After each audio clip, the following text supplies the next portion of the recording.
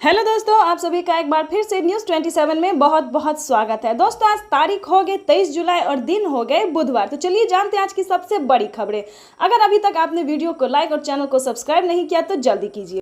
उपराष्ट्रपति जगदीप धनखड़ के सोमवार देर शाम 21 जुलाई 2025 अचानक इस्तीफे ने देश की राजनीति में हलचल मचा। संसद के मानसून सत्र के पहले ही दिन उनके इस फैसले ने हर किसी को हैरान कर दिया।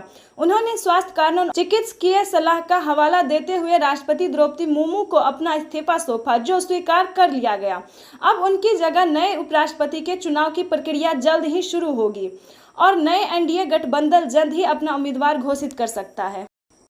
बीजेपी के नेतृत्व वाले एनडीए गठबंधन के ओर से नए उपराष्ट्रपति पद के उम्मीदवार की घोषणा जल्द होने की संभावना है। इस रेस में सबसे मजबूत नाम राज्यसभा के उपसभापति हरिवंश नारायण सिंह का नाम माना जा रहा है। वे जनता दल यूनाइटेड के राज्यसभा सांसद है और 2020 से उपसभापति के तौर पर काम कर रहे हैं। हरिवंश सिंह को केंद्र सरकार का करीबी और भरोसेमंद चेहरा माना जाता है। इस बीच बिहार बीजेपी की ओर से एक बड़ा बयान सामने आया है। बीजेपी के विधायक हरिभूषण ठाकुर बचौल ने कहा कि नीतीश कुमार उपराष्ट्रपति बन जाए तो बहुत अच्छा है। वहीं पे एक अच्छी खबर आ रही है, पीएम किसान योजना से जुड़ी है। देश भर के करीब 9.8 करोड़ प्रधानमंत्री किसान सम्मान निधि योजना का इंतजार कर रहे। केंद्र सरकार की ओर से योजना के तहत सालाना 6,000 रुपए यानी कि हर 4 महीने पे 2,000 रुपए की मदद मिलती है। इस बार 20वीं किस्त जून 2025 में आनी थी, लेकिन अब जुलाई भी बीतने को है और अभी तक पैसा नहीं आया। पिछली बार 24 फरवरी को 19वीं किस्त दी गई थी, यानी 4 महीने से ज्यादा हो चुके हैं।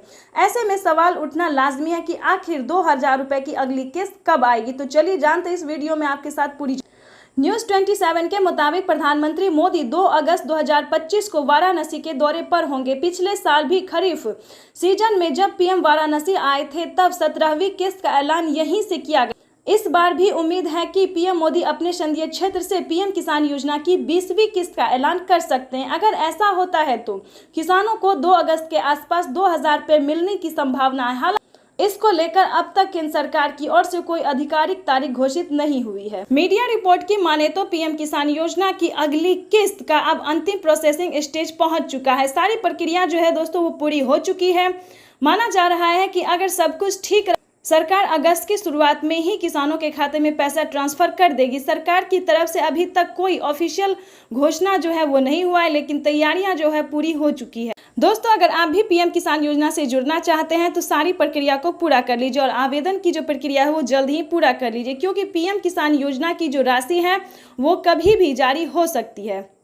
सरकार ने साफ कर दिया है कि अधूरी जानकारी या गलत डिटेल के चलते किसानों की किस्त जो है वो अटक सकती है। अगर आप चाहते हैं कि आपके खाते में 2,000 रुपए समय पर पहुंचे तो इन जरूरी बातों को ध्यान रखें। तो चलिए जानते हैं।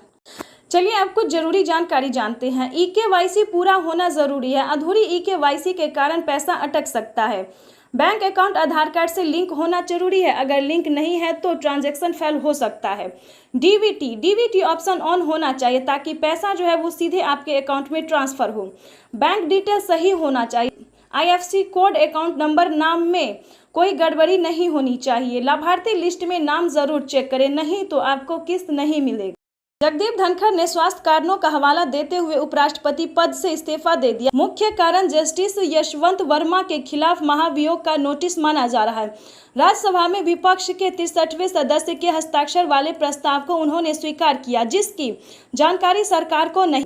धनखड़ चाहते थे कि महाभियोग का मामला पहले राज्यसभा में चले।